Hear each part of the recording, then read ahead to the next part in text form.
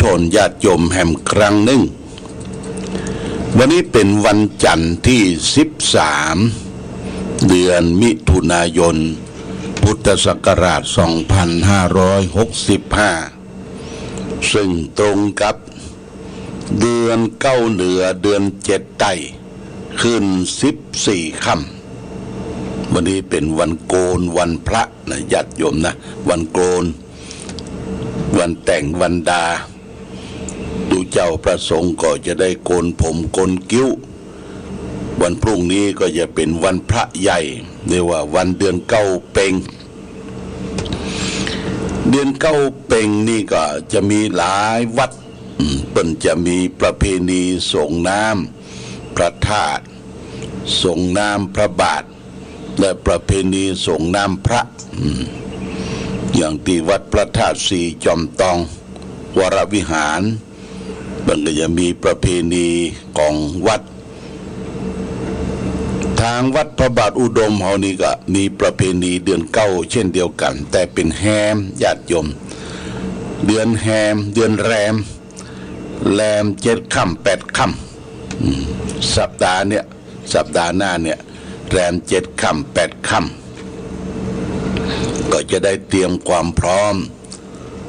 ในงานประเพณีส่งน้ำพระธาตุพระบาทพระเจ้าละแข่งและอนุสาวรีย์ครูบาเจ้าศรีวิจัยที่ทางวัดได้สร้างไว้สูงใหญ่9 เมตร 59 เซนตึงหล่อด้วยทองเหลืององค์ยืนถือไม้เต้าหันหน้าเข้าไปทางเมืองฝางที่บนสำนักปฏิบัติธรรมวิปัสสนาน้ำบ่อสาวาวัดพระบาทอุดมนะญาติโยมท่านสาธุชนต่างถิ่นต่างแดนบ่ได้มากไหว้มาสาสักการะบูชาก็ขอเชิญชวนเด้อเชิญชวนมามาแหวงพอโควิด19มันพอจางพอหายก็เชิญชวนมามาไหว้สักการะบูชาอนุสาวรีย์พระเจ้าฝางพระนางสามถิวมาชะโงกมองดูน้ำบ่อสาวานะน้ำบ่อสาวาอยู่ที่หน้าวัดพระบาทอุดมเป็นสถานที่ร่มรื่นและบนน้ำบ่อสาวาขึ้นมาก็จะเป็นสถานที่ปฏิบัติธรรมแหล่งที่21ของจังหวัดเชียงใหม่ที่วัดพระบาทอุดมน้ำบ่อสาวาเชิญชวนพ่อแม่พี่น้องศรัทธาญาติโยมท่านสาธุชนได้มาทัศนศึกษามามาแหวงพอโบราณสถานของอำเภอฝางซึ่งเป็นเมืองเก่าโบราณญาติโยมมีกำแพงเมืองล้อมรอบเมืองฝางนี่ก็ขอเชิญชวน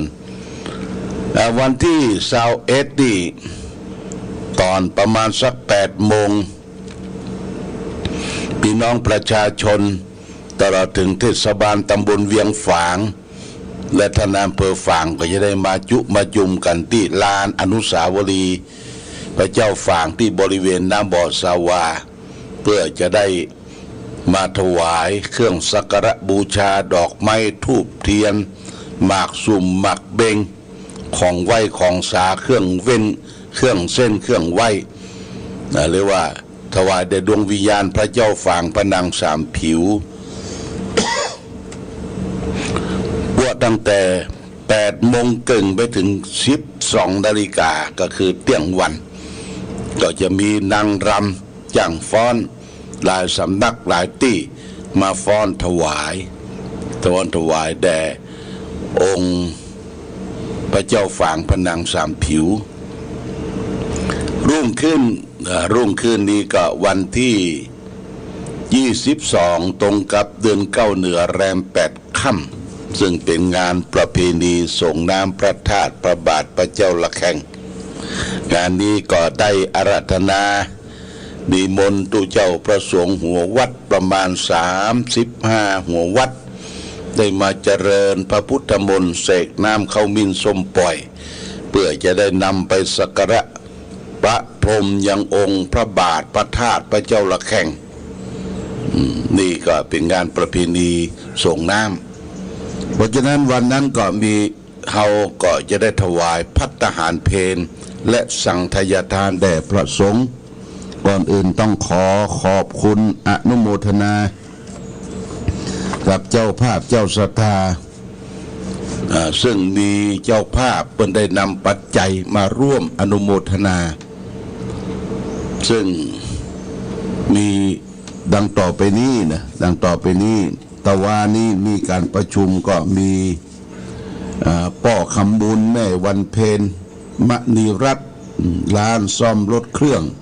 แม่ใจใต้รับเป็นเจ้าภาพทายทาน1 สัง1 ปันบาทแล้วก็แม่ตาชัยวงศ์บ้านสวนดอกได้จองสังทายทาน1 สัง1 ปันบาท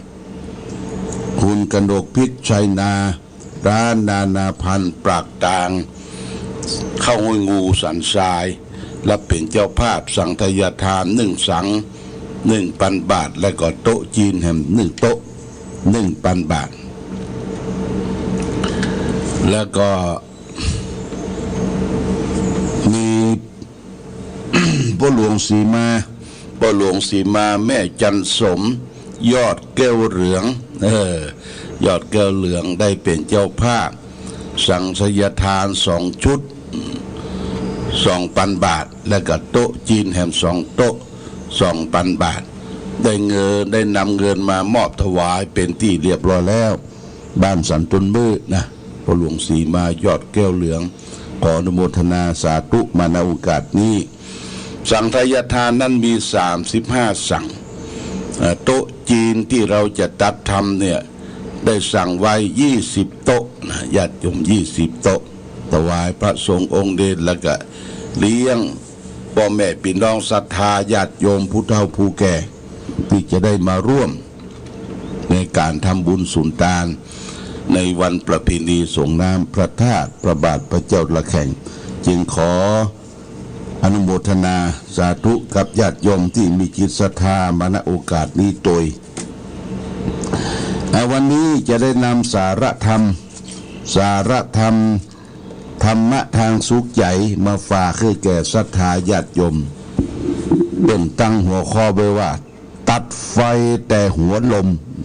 ญาติโยมนะเฮาฟังแล้วก็คิดเนี่ยญาติโยมให้คิดพิจารณามันตรงกับเฮาก่อหรือเฮาจะได้นำรักธรรมไปใช้ในชีวิตประจำวันได้ก่อนี่เป็นตั้งหัวข้อว่าตัดไฟแต่หัวลมเป็นเก่าสาธยายบอกไว้ว่าในหน้าร้อนมักจะเกิดไฟไหม้ป่าหรือถ้าคนเราเผลอก็อาจจะไหม้บ้านไหม้เรือนเมื่อเกิดไฟไหม้ขึ้นแล้วก็มีลมพายุพัดกระหน่ำเข้ามาแหมเพิ่มเติมแหมอีกก็ช่วยให้ไฟลุกฮือขึ้นเป็นแรง2 แรงคนเฮากำหนดทิศทางลมแล้วก็ดับไฟทางหัวลมได้สำเร็จก็เป็นอันตัดต้นต่อแห่งไฟไหม้ที่ลุกลามต่อไปได้จิตใจของคนเฮาก็เช่นเดียวกันในยามที่มันร้อนโดยอารมณ์มักจะมีบาปก่อตัวในจิตที่ร้อนขึ้นอย่างแหงนั้นและลุกไหม้ปื้นใจของเขาให้เร่าร้อนให้เสื่อมจากคุณภาพที่ดีไปอันตัวบาปนั้นเป็นประดุจไฟลองได้ลุกไหม้แล้วก็ทำให้สิ่งที่ถูกเผาไหม้กลายเป็นเท่าเป็นทานไปถ้าจิตใจเฮาเสื่อมเสียจากคุณภาพที่ดีที่เคยมีที่เคยคิดยาวไปถึงอกเราก็กลายเป็นความคิดสั้นเลยคิดอย่างละเอียดที่เคยคิดอย่างละเอียดรอบคอบก็กลายเป็นความหุนหันพลันแล่นทำตัวเป็นสวุดสวือญาติโยมนะฟื้อฟ้าตั้งดังพืดตั้งดังนี่หายใจโซ่ซ่านี่ฮะความคิดหุนหันพลันแล่นเตย ที่เคยคิดอย่างมีเหตุมีผลก็กลายเป็นความงมงายโง่เง่าเมื่อจิตใจถูกแผดเผาที่เร่าร้อนเป็นเช่นนี้ถ้ามีการวิวาทแก่งแย่งมีการติชินนินทาแทรกแซงเข้ามาแหมก็ยิ่งทวีความเร่าร้อนยิ่งขึ้นเป็นทวีคุณเหมือนไฟได้อาศัยแรงลมพัดสู่ลุกโพลงมาจากที่อื่นฉะนั้นมาทะถมในจิตในใจขันติธรรมคือความอดทนเป็นประดุจสายน้ำเป็นธรรมะที่จะดับความร้อนแรงแห่งจิตใจอดไว้บัทำการอารมณ์ทนไว้บวิวาทต่อไผเพลิงแห่งบาปและความวิวาทแก่งแย่งนั้นก็จะรีลงไปโดยลำดับจนหมดเชื้อหมดไฟร้อนในที่สุดฉะนั้นญาติโยมบุคคลผู้ประสงค์จะป้องกันไฟร้อนในหน้าร้อนจึงปลูกฝังคุณธรรมที่เป็นความอดทนไว้ในพื้นใจซึ่งเท่ากับเป็นการตัดไฟแต่หัวลมดังกล่าวมาแล้วนั้นเหมือนกันเกวราปิปาปานังขันติมูรังนิกันตติครหะกระพาทีนังมูรังขันติโกขันติย่อมตัดรากเหง้าแห่งความบาปทั้งมวลผู้มีขันติย่อมชื่อว่าขูดรากแห่งความวิวาทและคำติตินินทาเสียได้นี่เป็นพุทธประสิทธิ์บทสวดฉบับสวดมนต์หลวงนะญาติโยมนะนี่เป็นข้อคิดวันนี้เนาะเป็นว่าให้ตัดไฟเสียแต่ต้นลมตั้งกับเปรียบเปยว่าหน้าแรงก็ดีหรือไฟไหม้แต่ลามที่ไหนก็ดีลุกฮือเข้ามาเนี่ยเปิ้นหมู่ดับไฟหมู่ดับเพลิงเนี่ยเปิ้นจะไปดับไฟที่ทิศทางลมมันมาตั้งเหนือตั้งใต้ตกออกเพื่อจะไปอยู่ทางนั้นไปอยู่ทางเหนือไปอยู่ทางใต้ลมญาติโยมนะอยู่ทางเหนือลมเพื่อจะดับไฟได้ง่ายบ่คือลมพัดมาทะถมไฟไหม้ได้เวยนี่สำคัญทีนี้เพิ่งมาเปรียบเทียบจิตใจของคนเฮานะญาติโยมนะจิตใจของคนเฮาเมื่อถูกสิ่งมันแผดเผาเข้ามาเหมือนกับถูกไฟไหม้ใจเนี่ยไฟไหม้ใจเรื่องราวต่างๆเรื่องที่คิดที่ยังเรื่องที่มันผ่านพ้นไปเรื่องยังเกิดมาบ่ถึงเตื้อวิตกกังวลต่อตัวเองสิ่งที่จะเป็นไฟดับต้นลมของจิตใจนั้นคือว่ามีธรรมะอย่างเดียวคือขันติคือความอดทนญาติโยมอดทนเนี่ยคนไหนบ่อดทนนะเพราะฉะนั้นเปิ้นจึงฝากฝังไว้ว่าความอดทนเนี่ยเป็นตบะอย่างยิ่งเป็นปัจจัยเป็นผลแห่งความสำเร็จเขาจะเนี่ยการเนี่ยงานจะไปทำการทำงานอยู่ยามที่ไหนอยู่จะไปที่ไหนเนี่ยญาติโยมเมื่อค่ำเมื่อคืนจะต้องมีความอดทนถ้าอดทนเนี่ยหน่อยเลาะแหละหรือมีสิ่งใดที่มากระทบในด้านจิตใจเฮาเนี่ยโอ้บ่อดทนเช่นเดียวเปิ้นว่าชิดว่ากายว่านั่นว่านี้เอาล่ะแบตัวแบใจออกมาแสดงเปิ้นหันช่องโหว่แห่งความอ่อนแอนะญาติโยมบางคนนี่ญาติโยมนะร่างกายบึกบึนเข้มแข็งโหกำยำแต่จิตใจอ่อนจิตใจป่าซิวจิตใจบ่มีความอดทนมีอย่างกระทบกระทั่งนิดๆหน่อยๆวันไหวไปกับสิ่งเหล่านั้นเนี่ยบางคนก็ไปเปิ้งนิสนาเนี่ยพระพุทธเจ้าสอนเขารู้แจ้งเห็นจริงในกองทุกข์ในกองปัญหาคนเราทุกคนมันมีปัญหาเหมือนกันหมดอะปัญหาย่อมมีทางออก อย่าไปเข้าใจว่ามันมีทางออกทางออกก็ออกในทางที่ดีญาติโยมนะในทางที่ดีที่ถูกที่ต้องที่ตวนคือมันบ่ให้เดือดร้อนแก่ตัวเองและคนอื่นคนเฮามันหาทางออกเดือดร้อนตัวเองและคนอื่นเนี่ยมันไม่ใช่ทางละไม่ใช่ทางพระพุทธศาสนาพระพุทธศาสนาพระพุทธเจ้าสอนให้เฮาเนี่ยรู้จักตัวเองนักรู้จักตัวเองอะไรคือเวลาเฮาไปประพฤติปฏิบัติธรรมเปิ้นมีกฎระเบียบว่าให้เดินจงกรมแล้วก็ให้นั่งภาวนาดูจิตดูใจการเดินจงกรมนั้นก็หมายความว่าเฮากำหนดรู้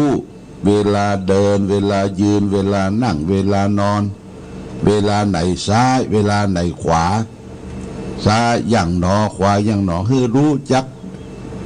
จิตใจเฮาไปหูตันกับกิริยาอันที่เฮาจะพึงกระทำฝึกเอาญาติโยมฝึกเอาฝึกเข้ามันก็จะเป็นอัตโนมัติสติสตางมันก็จะกลับมาเมื่อมีสติสตางกลับมาแล้วสติตัวตั้งมั่นสมาธิความตั้งของจิตใจก็จะเกิดขึ้นและปัญญามันจะเกิดละทีนี้ปัญญามันเกิดเนี่ยญาติโยมโอ้บ่ถ้าไปสอนนักปัญญามันเกิดนะที่มันเนี่ยอย่างผิดพลาดทั้งกายทั้งวาจาทั้งใจถึงวันเนี่ยเพราะปัญญามันบ่เกิดถ้าปัญญามันเกิดจ้างมันไปกินเหล้ามันก็บ่กินจ้างมันไปสูบยามันก็บ่สูบจ้างมันไปยิบโฉยขโมยของคนอื่นก็ไม่แย่บ่ทำเพราะปัญญารู้แจ้งเห็นจริงเลยเกิดเนี่ยปัญญาตัวนี้สำคัญเฮาปฏิบัติธรรมเพื่อรู้จักตัวเองตัวเก่ารู้จักความยับยั้งชั่งใจสติปัญญาอาตมาก็บอกญาติโยมว่าการได้มาประพฤติปฏิบัติเฮาต้องตรองดูตัวเก่าว่าไอ้ความขี้โลภในใจนะมันมีนักกว่าเก่าหรือมันลดน้อยถอยลงไอ้ความขี้โกรธความฉุนเฉียวความโมโหโทโสนะมันมีนักกว่าเก่าเลยลดน้อยถอยลงบางคนเนี่ยมีลูกมีเต้าตะคอกใส่ลูกตะเต้าเป็นจงหงจงก้งญาติโยมละอ่อนมันไม่ใช่หูอย่างน่ะไปเอ็กใส่เปิ้นพ่อแม่นี่ลวก ลวกอย่างเดียวละอ่อนมันก็คิดว่าบางทีก็ตัดช่องน้อยแต่พอตัวว่าพ่อแม่ครูบาอาจารย์บาฮักหนีจากบ้านจากจองไปคบเพื่อนคบฝูงบางทีก็ไปแขวนข้อตายก็มีญาติโยมนะเขาต้องอู้โดยเหตุโดยผลจากแม่น้ำตั้งห้ามาโพธนาอู้กันเนี่ยคือกันเพราะว่าปัญหาทุกถึงวันเนี่ยมาอยู่กู้ผู้อยู่คนแต่เขาจะผ่านพ้นแห่งความทุกข์กายทุกข์ใจไปได้เนี่ยเป็นว่าให้มีสติเหมือนกับตัดไฟแต่ต้นลมเนี่ยญาติโยมที่ว่าร่างกายเขามันเป็นทุกข์ใจเขาเป็นทุกข์เนี่ยเปิ้นเขาได้ไปฝึกฝนอบรมไหว้พระสวดมนต์นั่งกรรมฐานเฮ้รู้จักตัวเก่าตัวเองเนี่ยมันมาจากที่ไหนปัจจุบันมันอยู่อย่างใดและจะไปที่ไหนเนี่ยเขาบังคับบัญชาตัวเองตัวเก่าได้ก่อประพฤติปฏิบัติถึงวันความโลภมันจะมีอยู่นักก่อความขี้โกรธขี้โมโหโทโสมีนักอยู่มากก่อและความหลงตัวเองตัวเก่าเนี่ยมันมีอยู่นักก่อหรือมันลดน้อยถอยลงนี่สำคัญเนี่ยญาติโรคโกรธหลงนี่สำคัญญาติโยมนะนี่เราต้องสร้างสรรค์ประพฤติปฏิบัติสร้างเกราะป้องกันนะก็คือหมายบ่ให้กิเลสมาทับถมในจิตใจเฮานักหนาป้าป้านจนเกินไปคือมีสติความระลึกได้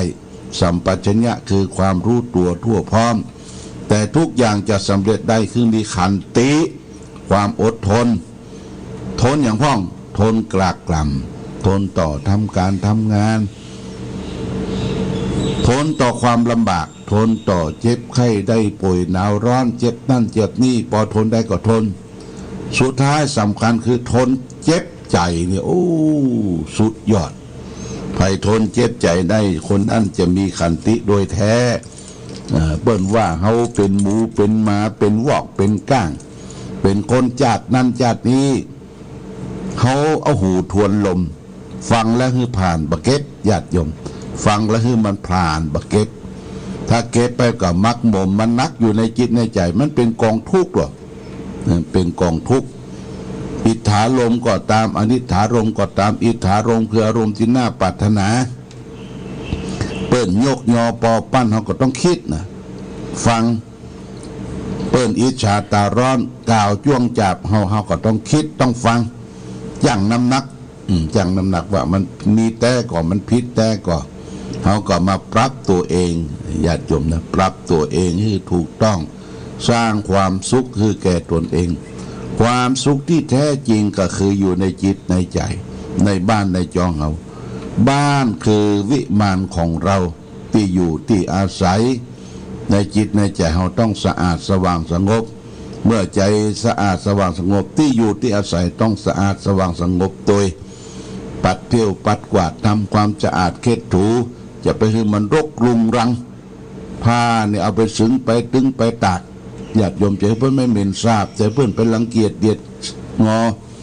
นี่สำคัญ สำคัญ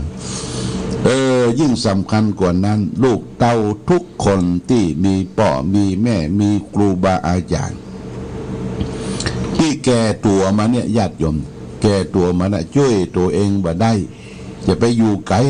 เปิ้นมันเข้าใกล้มันพัดมันเที่ยวมันกวาดแสดงออกซึ่งความรักกตัญญูอย่างที่พ่อบ่ได้กินบ่ได้ใจบ่ได้ปะบ่ได้ปบพ่อแม่เฮาทุกยากลำบากเลี้ยงลูกเลี้ยงเต้ามาก่อนอย่าแปลตัวรอดแต่เพียงคนเดียวญาติโยมนี่เข้าไปปฏิบัติรับใจปกลูกปกนั่งเยียวยารักษาเข้าไปแตนหูแตนตาแตนตีนแตนมือ